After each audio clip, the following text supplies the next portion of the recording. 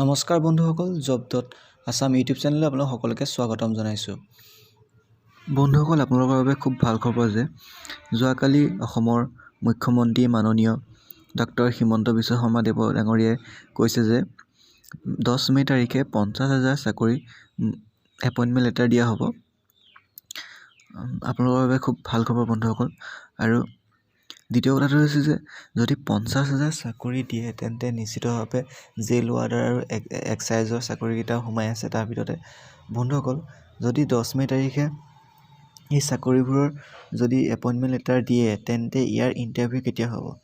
নিশ্চিতভাৱে বন্ধুসকল 10 মে তাৰিখে যেতিয়া ইয়াৰ এপইণ্টমেণ্ট লেটাৰ দিব তাৰ আগতে ইণ্টাৰভিউ হ'ব লাগিব।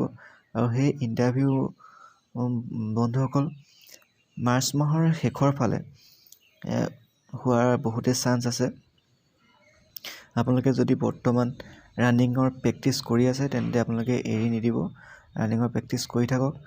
কিয়নো এইবাৰ যেনেকৈ ফৰেষ্টৰ ইণ্টাৰভিউ হৈ গ'ল 2 এদিনতে ঘপককৈ আহি গ'ল, আৰু তেনেকৈ এক্সাইজ আৰু আপোনালোকৰ জেল ৱাৰ্ডাৰৰ পষ্টসমূহ পটককৈ আপোনাৰ হঠাতে দি দিব এডমিট কাৰ্ড, আৰু পিছত আপোনালোকে দুখ দিও লাভ নাই যে টাইম নাপালোঁ। কিয়নো ইমানখিনি সময় পাইছে, আপোনালোকে এডমিট হোৱালৈ বাট চাই নাথাকিব। বহুত ল'ৰা ছোৱালীও কেণ্ডিডেট এডমিট হোৱালৈ বাট চাই থাকে।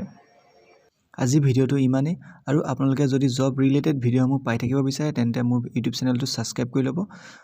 ধন্যবাদ।